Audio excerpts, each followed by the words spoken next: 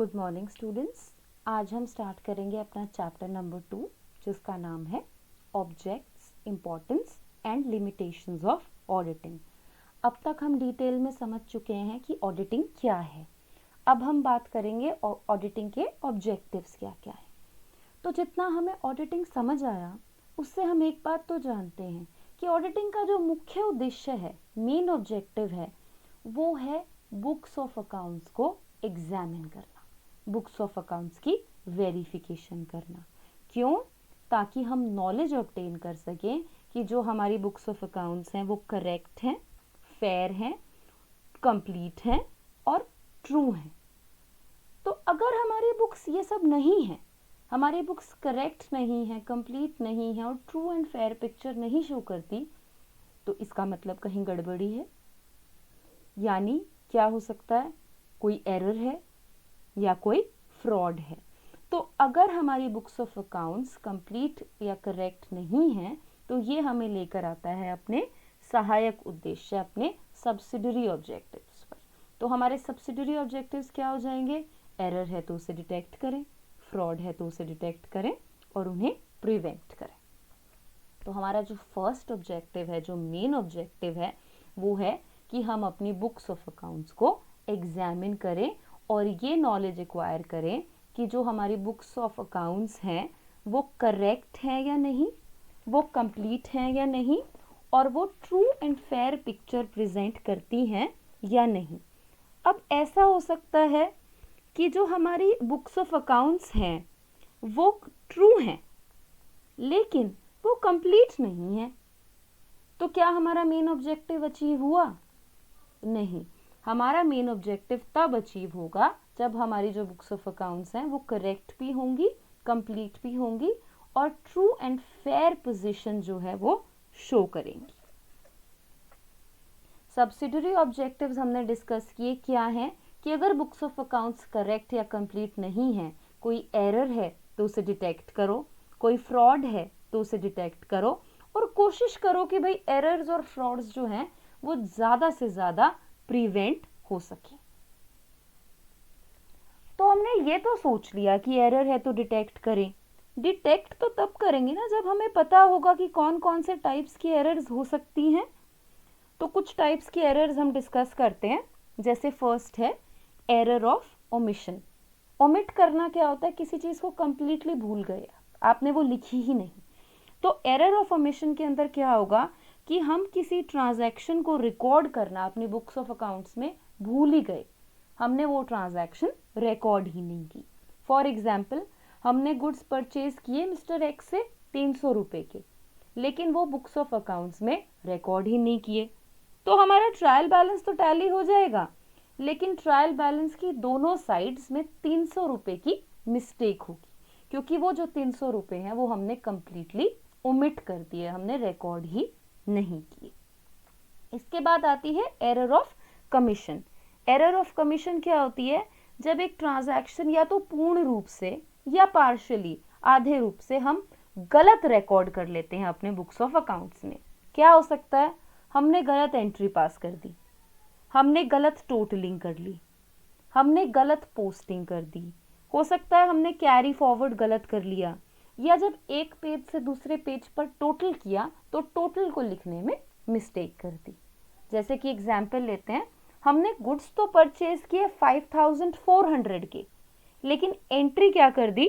4500 की। तो हमारा ट्रायल बैलेंस तो टैली कर जाएगा लेकिन एरर तो फिर भी रह जाएगी। थर्ड जो हमारी एरर है वो है कॉम्पनसेटरी एरर। कॉम्पनसेटरी एरर्स क्या होती हैं कि दो या दो से अधिक गलतियां कुछ इस तरह से हो जाती हैं कि वो उनका ओवरऑल इफेक्ट एक दूसरे को बैलेंस कर देता है। जैसे ए का अकाउंट हमने डेबिट कर दिया 50 रुपये से, करना कितने से था? 500 रुपये से, और बी का अकाउंट हमने डेबिट कर दिया 500 रुपये से, करना कितने का था? 50 रुपये से। तो ये दोनों मिस्टेक्स किस तरह से हुई? ए के 50 रुपये और बी के 500 रुपये हमने एक दूसरे को उल्टा कर दिया। ए के 500 थे, 50 कर दिए, बी के 50 थे, 500 कर दिए, लेकिन ओवरऑल इफेक्ट क्या आएगा? कुछ भी नहीं। 50 भी रिकॉर्ड हो गई और 500 भी रिकॉर्ड हो गए, वो ए के बी को चले गए और बी के ए को चले गए। तो ये क्या है, ऐसी एरर जो एक दूसरे का इफेक्ट बैलेंस आउट कर दें, ट्रायल बैलेंस हमारा फिर भी टैली हो जाएगा। इसके बाद है एरर ऑफ प्रिंसिपल। जब हमारे फंडामेंटल अकाउंटिंग प्रिंसिपल से कोई गलती हो जाती है बेटा, हमें फंडामेंटल अकाउंटिंग प्रिंसिपल की ही नॉलेज नहीं है, इसकी वजह से हमने कोई मेन मिस्टेक कर दी, जैसे कैपिटल एक्सपेंडिचर को रेवेन्यू एक्सपेंडिचर दिखा दिया, रेवेन्यू एक्सपेंडिचर को कैपिटल एक्सपेंडिचर दिखा दिया। हमने 1000 रुपए खर्च किए एक बिल्डिंग को एक्सटेंड करने के लिए, आना चाहिए था बिल्डिंग अकाउंट में, बट हमने कहाँ दिखा दिया, रिपेयर अकाउंट में। हमने 5000 रुपए दिए अपने लैंडलॉर्ड को, आना चाहिए था रेंट अकाउंट में, लेकिन हमने कहाँ दिखा दिया, लैंडलॉर्ड अकाउंट में। तो अब ये मिस्टेक, रिकॉर्ड ट्रांजैक्शन तो रिकॉर्ड हो गई, बिल्डिंग के 1000 रुपए तो रिकॉर्ड हो गए, लेकिन गलत एंट्री हो गई। तो हमारे फंडामेंटल प्रिंसिपल के अंदर हमने मिस्टेक कर दी, तो ये हो गई हमारी एरर ऑफ प्रिंसिपल। और लास्ट एरर जो है वो है हमारी एरर ऑफ डुप्लीकेशन। हमने एक ही ट्रांजैक्शन को अपने बुक्स ऑफ अकाउंट्स में 2 बार रिकॉर्ड कर दिया। हमने 50,000 रुपए रिसीव किए मिस्टर ए से, लेकिन 2 बार हमने मिस्टर ए के अकाउंट में उसकी एंट्री कर दी। अब बात करते हैं डिटेक्शन ऑफ एरर्स को। एरर्स को हम डिटेक्ट करना चाहते हैं, तो सबसे पहले हम फाइंड आउट करेंगे लोकेशन ऑफ एरर। अगर हमारा ट्रायल बैलेंस टैली नहीं करता तो ये ऑडिटर का काम नहीं है इसको टैली करवाना, ये अकाउंटेंट का काम है।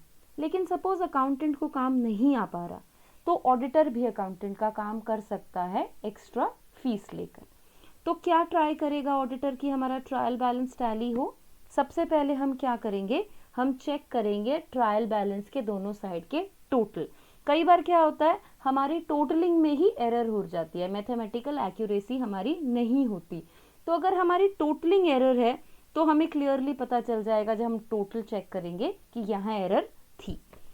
अब अगर टोटल जो है ट्रायल बैलेंस का वो टैली नहीं करता, तो हम क्या ट्राई करेंगे, उसके बाद भी सपोज टोटल हमारा नहीं टैली कर रहा, तो हम डिफरेंस फाइंड आउट करेंगे कि कितना डिफरेंस आ रहा है। अगर डेबिट साइड एक्सीड कर रही है तो कितने रुपए से कर रही है, और क्रेडिट साइड एक्सीड कर रही है तो कितने रुपए से कर रही है।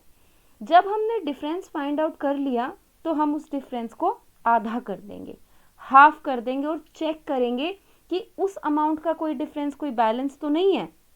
आधा हमने क्यों किया, क्योंकि कई बार हमसे क्या होता है, अमाउंट जो है वो दूसरी साइड एंटर कर देते हैं, डेबिट की जगह क्रेडिट साइड एंटर कर दी, तो वो डबल अमाउंट का डिफरेंस हो गया। तो हम उसे हाफ करके भी चेक कर सकते हैं कि क्या कोई इतने अमाउंट का बैलेंस तो नहीं हमारा पेंडिंग है। इसके बाद हम जर्नल चेक कर सकते हैं। हम हर एंट्री जो हमने जर्नल में चेक की है, एंटर की है, उसे चेक कर सकते हैं टू मेक श्योर कि जो डेबिट और क्रेडिट साइड है जर्नल की वो बराबर है। जब हमने जर्नल चेक कर लिया फिर भी कुछ नहीं मिला, हम सब्सिडरी बुक्स चेक कर सकते हैं। हम चेक कर सकते हैं कि सारी सब्सिडरी बुक्स की जो एंट्रीज हैं वो ऐसा तो नहीं कोई अमाउंट रह गई है या कोई अमाउंट गलत लिखती है, और सब्सिडरी बुक्स के जो टोटल हैं वो भी हम चेक कर सकते हैं। सब्सिडरी बुक्स को चेक करने के बाद हम ये भी देखेंगे कि कोई एंट्री पोस्ट, तो ऐसा तो नहीं कि कोई एंट्री हमने पोस्ट ही नहीं की सब्सिडरी बुक्स में, तो हम पोस्टिंग ऑफ सब्सिडरी बुक्स को भी चेक करेंगे। इसके बाद हम देख सकते हैं लेजर के बैलेंसेस। हम चेक कर सकते हैं कि जो लेजर के बैलेंसेस हैं वो ट्रायल बैलेंस में इंक्लूड हुए हैं या नहीं। ऐसा तो नहीं कि ट्रायल बैलेंस इसलिए नहीं टैली हो रहा कि किसी अकाउंट के लेजर बैलेंस को हमने इसके अंदर इंक्लूड किया ही नहीं। फिर हम चेक कर सकते हैं ओपनिंग एंट्री। क्या चेक करेंगे हम कि जो हमारा ओपनिंग बैलेंस हमने ब्रॉट फॉरवर्ड किया है वो वही है ना जो पिछले साल का हमें कैरी फॉरवर्ड करना था। सपोज हमें कैरी फॉरवर्ड तो करना था 10,000 रुपये और हमने ब्रॉट फॉरवर्ड कर दिया 1,000 रुपये, तो ये तो मेजर एरर हो जाएगी ना।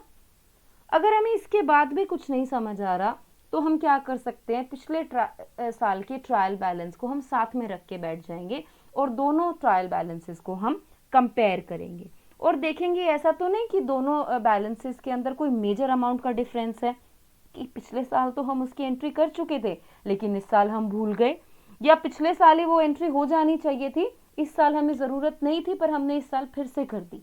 तो हम कंपेयर करेंगे कि पिछले साल के ट्रायल बैलेंस से इस साल के ट्रायल बैलेंस में कोई मेजर चेंजेस तो नहीं है। तो इस तरह से हम अपनी एरर्स को जो है वो डिटेक्ट कर सकते हैं। एरर्स को डिटेक्ट करने के बाद हम देखेंगे फ्रॉड्स। अब एरर्स और फ्रॉड्स के बीच में जो डिफरेंस है वो हम डीपली तो आगे डिस्कस करेंगे, लेकिन आप एक मेन बात जान लीजिए, एरर्स जो हैं वो अनइंटेंशनल मिस्टेक्स होती हैं, हमने जानबूझकर नहीं, कहते हैं ना जी गलती से हो गई, तो हमने जानबूझकर वो गलती नहीं की। लेकिन फ्रॉड जो है वो इंटेंशनल मिस्टेक है, हमने जानबूझकर वो गलती की ताकि हम ऑर्गेनाइजेशन को नुकसान पहुंचा सकें या खुद को प्रॉफिट दे सकें। तो जो फ्रॉड्स हैं उन्हें हम कैसे डिटेक्ट कर सकते हैं? फ्रॉड्स को डिटेक्ट करना और मुश्किल है। क्यों? क्योंकि ये वो लोग कर रहे हैं जो जानबूझकर मिस्टेक कर रहे हैं, तो वो बहुत केयरफुल होंगे अपनी गलती फ्रॉड को कमिट करने में। तो हम कैसे फ्रॉड को डिटेक्ट कर सकते हैं? सबसे पहले है मिस अप्रोप्रिएशन और एम्बेजलमेंट ऑफ कैश। देखिए हमारे पास दो ऑप्शंस हैं, हम या तो एम्बेजलमेंट कर सकते हैं कैश की, या हम एम्बेजलमेंट कर सकते हैं गुड्स की, यानी हम चोरी कर सकते हैं कैश की या चोरी कर सकते हैं गुड्स की। अब कैश की चोरी करना कंपैरेटिवली आसान होता है। अब मैं कैश लेके गेट से बाहर निकल रही हूँ तो जो मेरा गेट कीपर है उसे शक भी नहीं होगा क्योंकि उसे पता ही नहीं चलेगा। लेकिन मैं लैपटॉप चोरी कर रही हूँ या मैं कोई गुड्स चोरी कर रही हूँ, वो लेके मैं बाहर निकल रही हूँ तो शक हो जाएगा, उसे पता चल जाएगा कि ये एम्बेजलमेंट हो रही है। तो जो कैश की डिटेक्शन है ना, अगर कैश में आपने फ्रॉड कमिट किया है तो वो ज्यादा मुश्किल है गुड्स में फ्रॉड कमिट करने की डिटेक्शन से। तो हम कैसे चेक कर सकते, क्या क्या तरीके हैं कि आप एम्बेजल कर सकते हैं कैश को, क्या क्या तरीके हैं, फ्रॉड्स कैसे कैसे कमिट हो सकते हैं। हमने क्या किया? Not recording extra ordinary receipts of cash in the books of accounts. हमने कोई कैश की एक्स्ट्रा ऑर्डिनरी असाधारण प्राप्ति हुई हमें धन की, लेकिन हमने उसे बुक्स ऑफ अकाउंट्स में रिकॉर्ड ही नहीं किया। Not recording cash sales in the books of accounts. हमने कैश में कोई सामान बेचा, लेकिन हमने सामान बेचा, हमें कैश मिल गया, लेकिन हमने बुक्स ऑफ अकाउंट्स में रिकॉर्ड ही नहीं किया, तो वो पैसा कहाँ गया? हमारी जेब में गया। Showing goods Saint on sale और रिटर्न्ड बेसिस एज रिटर्न्ड। हमने गुड्स शो किए, हमने गुड्स बेचे कि आप सेल या रिटर्न बेसिस पर ले जाओ, आप ले जाओ, या तो बिक जाएंगे या अगर आपको नहीं पसंद आते तो आप रिटर्न कर दो।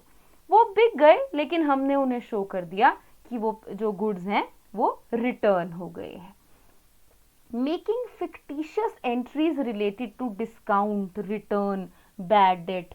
हमने इनको लेकर झूठी एंट्रीज कर दी, काल्पनिक एंट्री कर दी। फिक्टिशियस यानी कोई एंट्री एक्चुअल में थी ही नहीं, लेकिन हमने बना दी, डिस्काउंट को लेकर, रिटर्न को लेकर झूठी एंट्री कर दी। Juggling receipts. जगलिंग रिसीट्स का क्या मतलब होता है? बेटा हम क्या कर सकते हैं, हमारा एक डेटर है, ठीक है, हमारा एक देनदार है, उससे हमने जो अमाउंट रिसीव की उसे तो हमने अपनी जेब में डाल लिया। फिर सेकंड डेटर से जो अमाउंट रिसीव हुई वो हमने फर्स्ट डेटर के अकाउंट में डाल दी, और थर्ड डेटर से जो अमाउंट रिसीव हुई वो हमने सेकंड डेटर के अकाउंट में डाल दी। सिमिलरली फोर्थ से जो रिसीव होगी वो थर्ड में डाल देंगे। तो हम एक चेन बनाते जाएंगे, और इसी टेक्निक को हम लैपिंग भी कहते हैं। तो चेन बनाते जाएंगे तो हर वक्त हमारे पास कोई ना कोई सम ऑफ मनी अपने पास रहेगा, क्योंकि जो फर्स्ट डेटर की अमाउंट ऑफ मनी थी वो हमने अपनी जेब में डाल ली थी। Stealing cheques and other negotiable instruments. हमने चोरी कर ली भाई, चेक आया हमने अपनी जेब में डाल लिया, जाके कैश करा लिया। Making entries as false donations and charity. झूठी डोनेशन शो की हमने, झूठी चैरिटी शो की, पैसा दिया नहीं, डोनेट किया नहीं, लेकिन एंट्री कर दी कि ये पैसा हमने डोनेट कर दिया। पैसा कहाँ डोनेट हो गया? आपकी जेब में डोनेट हो गया। इसके बाद सेकंड आता है मिस अप्रोप्रिएशन या एम्बेजलमेंट ऑफ गुड्स। जैसे कि मैंने बताया कि कैश की चोरी करना ज्यादा आसान है गुड्स की चोरी करने से, लेकिन अगर हमारे जो गुड्स हैं वो एक्सपेंसिव बहुत हैं लेकिन छोटे साइज में हैं, तो उसकी एम्बेजलमेंट, उसकी चोरी करना बहुत आसान है। डायमंड्स हैं, मैं अपनी पॉकेट में कितने भी डायमंड्स लेकर जा सकती हूँ, पता ही नहीं चलेगा। क्यों? क्योंकि जो उसकी एक्सपेंस है वो महंगे बहुत हैं, लेकिन जो उसका साइज है वो छोटा है। क्या कर सकते हैं, हमने सीधा स्टोर में से गुड्स चोरी कर लिए, मैंने स्टोर में से डायमंड्स उठाए, पॉकेट में डाले और चोरी कर लिए। After entering purchases, embezzling before the same reach the godown or store, सामान गोडाउन या स्टोर तक पहुंचा ही नहीं, रास्ते में ही हमने उन्हें चोरी कर लिया। Using the organisation's goods for personal purposes, organisation के गुड्स हैं, लेट्स से कि हमारी कॉलेज का प्रिंटर है लेकिन उसे मैं अपने पर्सनल पर्पसेस के लिए यूज कर रही हूँ, तो ये भी एक तरह की एम्बेजलमेंट है। Not entering the goods received as sales return in the books of accounts, जो हमने गुड्स रिसीव किए सेल्स रिटर्न के टर्म में उसे हमने एंटर ही नहीं किया, वो गुड्स जो हमने रिसीव किए वो हम अपने साथ ही ले गए, चोरी कर। तो ये तरीका है आप गुड्स को कैसे एम्बेजल कर सकते हैं। और तीसरा जो है वो है मैनिपुलेशन ऑफ अकाउंट्स। ये जो चोरी का काम था ना बेटा, गुड्स की चोरी कर ली, कैश की चोरी कर ली, ये ज्यादातर लोअर लेवल एम्प्लॉयज करते हैं, लेकिन जो मैनिपुलेशन ऑफ अकाउंट्स है, जो हिसाब किताब की गड़बड़ी है, वो ज्यादातर हम जो है हायर लेवल के एम्प्लॉयज, टॉप लेवल के एम्प्लॉयज करवाते हैं, मैनेजर से या आपका ओनर करवा रहा है या कोई भी रिस्पॉन्सिबल ऑफिसर है, वो जो है हिसाब किताब में गड़बड़ी कराता है। हम क्यों करते हैं? ताकि जो हम अपनी फाइनेंशियल पोजीशन है उसकी इनकरेक्ट पोजीशन दिखा सकें। मे बी हम ये दिखाना चाहते हैं कि हमारी कंपनी के पास तो पैसा ही नहीं है, हो सकता है हम ये दिखाना चाहते हैं कि हमारी कंपनी के पास तो जरूरत से ज्यादा पैसा है। तो जब हम हिसाब किताब में गड़बड़ी करके एक इनकरेक्ट पोजीशन दिखाते हैं अपनी, उसे हम कहते हैं मैनिपुलेशन ऑफ अकाउंट्स। कैसे कर सकते हैं? अंडर वैल्यूइंग या over valuing the assets and liabilities. हमारे पास कोई एसेट्स हैं, जितनी उनकी वैल्यू है हम उसे कम शो कर रहे हैं, या हो सकता है हम उसे ज्यादा शो कर रहे हैं। शोइंग फिक्टिशियस एक्सपेंसेस, झूठे खर्चे दिखा रहे हैं, खर्चे हैं ही नहीं लेकिन हम उन्हें झूठे शो कर रहे हैं। Not including an income in the books of accounts, कहीं से कोई इनकम आई लेकिन हम बुक्स ऑफ अकाउंट्स में वो पैसा दिखा ही नहीं रहे। प्रिंसिपल की error, treating capital expenditure as revenue and revenue expenditure as capital. Showing false sales and purchases, झूठी सेल्स झूठी परचेजेस हम दिखा रहे हैं। और लास्ट है window dressing the books. Window dressing क्या होता है बेटा? एक टेक्निक होती है जिससे हम बिजनेस के अकाउंट्स को जैसे वो हैं उससे बेहतर दिखाने का प्रयास करते हैं। हमने बुक्स को ड्रेसअप कर दिया, उन्हें और सुंदर दिखाने की कोशिश की, जितने वो हैं उनसे बेहतर। हम ये सब क्यों कर सकते हैं? क्या उद्देश्य हो सकता है हमारा कि हम अकाउंट्स की मैनिपुलेशन कर रहे हैं? हम टैक्स से बचना चाहते हैं इसलिए कर रहे हैं, हम तो दिखा रहे हैं भाई हमारे पास तो पैसा ही नहीं है, टैक्स कैसे भरे। हम अपनी असली पिक्चर नहीं दिखाना चाहते कंपेटिटर्स को, हम ये नहीं दिखाना चाहते ये तो बहुत प्रॉफिट कमा रहे हैं, हम ये भी नहीं दिखाना चाहते हो सकता है हम लॉस, हमारे पास बहुत लॉस हो रहा हो और हम कंपेटिटर्स को दिखाना ही नहीं चाहते। कोई लोन लेना है, प्रॉफिट इनहांस करने, अपना डिविडेंड का रेट मेंटेन करना है, ये सारे रीजंस हो सकते हैं कि हम अपने हिसाब किताब में गड़बड़ी कर रहे हैं। और जो लास्ट है वो है prevention of frauds and errors. Errors and frauds को डिटेक्ट करने के तरीके तो मैंने आपको बता दिए, लेकिन कोशिश करनी चाहिए कि हम उनको जितना हो सके उतना प्रिवेंट करें। हमें कोशिश करनी चाहिए कि हम उन्हें ज्यादा से ज्यादा रोक पाएं।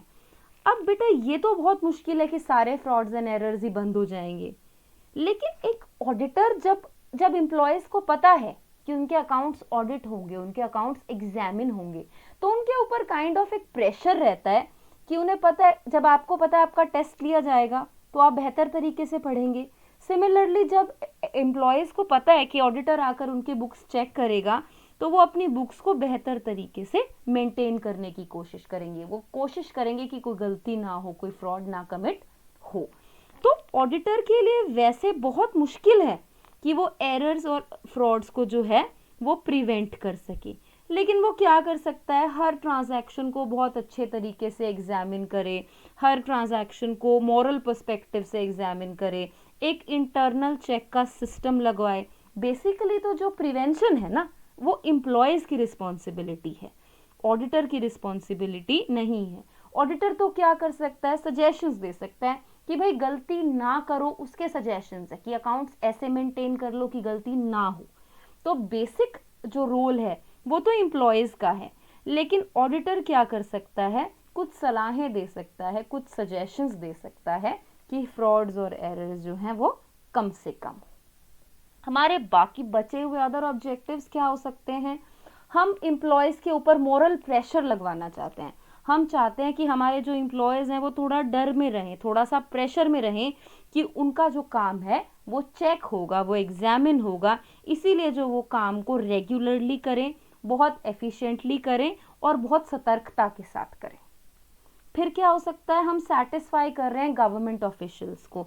अब बहुत सारी कंपनीज हैं जैसे सोल प्रोप्राइटरशिप है, पार्टनरशिप है, जिनके लिए ऑडिट करवाना कंपलसरी नहीं है, लेकिन वो टैक्स ऑफिशियल्स को सेटिस्फाई करना चाहते हैं कि ऐसा ना हो कि रैंडमली उनकी कोई टैक्स असेसमेंट हो जाए, जो उनका मन करे वो रैंडमली उनकी टैक्स लाइबिलिटी बना दे। तो अगर आपकी ऑडिटेड बुक्स होंगी तो जो आपकी टैक्स लाइबिलिटी है वो भी करेक्टली एस्टिमेट हो सकती है। और तीसरा क्या है कि हम लीगल रिक्वायरमेंट फुलफिल कर रहे हैं। अब बहुत सारी ऑर्गेनाइजेशंस के लिए लीगली कंपलसरी ऑडिट कराना, तो उनका मेन उद्देश्य क्या है, अपनी लीगल रिक्वायरमेंट को पूरा करना। जैसे ट्रस्ट्स हैं, कंपनीज हैं, इंश्योरेंस कंपनीज हैं, बैंक्स हैं, इनके लिए कंपलसरी है, मैंडेटरी है कि इन्हें अपने अकाउंट्स ऑडिट करवाने पड़े। तो हमने इतनी बातें कर ली एरर और फ्रॉड की। एरर और फ्रॉड के बीच में डिफरेंसेस भी डिस्कस कर लेते हैं। जैसे मैंने आपको बताया, सबसे पहले अवेयरनेस पे बात करते हैं। जिस इंसान ने गलती की उसे नहीं पता कि वो गलती कर रहा है, तो उसकी अवेयरनेस नहीं है। लेकिन जो फ्रॉड कमिट कर रहा है ना, उसे बहुत अच्छे से पता है वो क्या कर रहा है और वो जानबूझकर ये काम कर रहा है। इंटेंशन, मैंने आपको बताया आपका इरादा क्या था। जो एरर्स है ना बेटा वो अनइंटेंशनली होती हैं, बाय चांस होती हैं। आपका इरादा नहीं होता है कि आप ये एरर कमिट करें। लेकिन जो फ्रॉड्स हैं वो जानबूझकर किए जाते हैं, दूसरों को धोखा देने के इरादे से किए जाते हैं। रीजन, एरर क्यों हो सकते हैं, कोई सावधानी नहीं बरती, नेग्लिजेंस थी, मे बी इस वजह से हो गए हो। लेकिन फ्रॉड्स जो हैं वो बहुत सावधानी से किए जाते हैं, आप बहुत ध्यान से फ्रॉड को जो है वो कमिट करते हो। प्लानिंग क्या करते हैं, एरर्स के अंदर तो हम यही प्लान करेंगे ना कि भाई कम से कम एरर्स हो पाए, लेकिन फ्रॉड के अंदर जो है एक इंसान बहुत अच्छे से प्लान बनाता है कि कैसे फ्रॉड कमिट किया जाए और उस प्लान को फिर एक्शन में लाता है। एरर्स का रिजल्ट क्या होता है, एरर्स का रिजल्ट बेटा सर्टेन नहीं है, आपको पता ही नहीं आपसे गलती हो गई है। हो सकता है वो गलती आपके ऑर्गेनाइजेशन के लिए बेनिफिशियल हो, फायदेमंद हो सकता है वो गलती बहुत नुकसानदायक हो। लेकिन फ्रॉड का रिजल्ट हमेशा सर्टेन, पक्का होता है। जो कमिट कर रहा है उसके लिए फायदेमंद है और दूसरी पार्टी के लिए नुकसानदायक है। अब एरर है, आपको पता है ह्यूमन बीइंग्स है, गलती हो जाती है, तो क्राइम थोड़ी ना है। तो जो एरर है वो कभी भी क्राइम, अपराध नहीं है। लेकिन फ्रॉड आपने जानबूझकर किया, अपनी इंटेंशन के साथ किया, दूसरे को धोखा देने के लिए किया, तो फ्रॉड जो है वो क्राइम है। अब एरर आपने गलती कर दी, आपको पता ही नहीं था, तो बहुत आसान होता है एरर को डिटेक्ट करना एज कंपेयर टू फ्रॉड। लेकिन फ्रॉड आपने पूरी प्लानिंग के साथ किया, ये सोच कर किया है कि आप पकड़े ना जा सके, तो फ्रॉड को डिटेक्ट करना, उसका पता लगाना कंपैरेटिवली मुश्किल होता है। अब ऑडिटर की क्या क्या रिस्पॉन्सिबिलिटी है जो एरर्स एंड फ्रॉड्स अनडिटेक्टेड है, हम डिटेक्ट नहीं कर पाए अगर एरर्स और फ्रॉड्स को, तो ऑडिटर की क्या रिस्पॉन्सिबिलिटी है। बेटा ऑडिटर क्या कर सकता है, एक इन डेप्थ एग्जामिनेशन ही कर सकता है, सतर्कता के साथ कर ले, वो इंटेलिजेंस के साथ कर ले, पूरी अपनी रिस्पॉन्सिबिलिटी, अपनी जिम्मेदारी को अच्छे से निभाए, बहुत अच्छे से गहन जांच करे। वो उसकी तो इतनी रिस्पॉन्सिबिलिटी है, उसकी लायबिलिटी नहीं है अगर कोई एरर या फ्रॉड आ जाती है। उसकी लायबिलिटी कब होगी, जब उसने नेग्लिजेंस बरती, सावधानी नहीं बरती, उससे कोई गलती हो गई, जब उसकी मिस्टेक है। अदरवाइज लायबिलिटी ऑडिटर की नहीं होती। अगर उसने अपना जो काम है वो बहुत अच्छे से कॉम्पिटेंस से किया, इंटेलिजेंस से किया और अच्छे से अपनी जिम्मेदारी निभाई, तो जो ऑडिटर है उसकी लायबिलिटी अराइज नहीं होती है।